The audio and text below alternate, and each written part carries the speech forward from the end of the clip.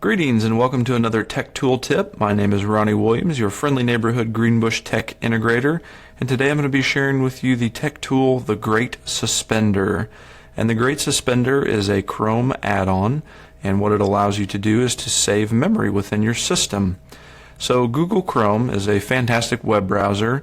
One of the big limitations of it, though, is that it takes a lot of memory to run it. And my computer is a newer computer, but whenever I have Google Chrome running, and especially when I have a lot of tabs going, my fan will kick on and it just kind of bogs down the whole system, and that's because Google Chrome just uses a lot of memory. What the Great Suspender does is that it automatically suspends tabs that are not being used after 15 minutes of inactivity. So on here I've got the Chrome Web Store brought up on the page where you can download the Great Suspender, and what happens after 15 minutes of activity, I'll go over to this other document that I have open here, and you can see that the tab is asleep. It's not using any memory. If you were to go into the system and check out how much memory was being used, this tab is not using any memory right now.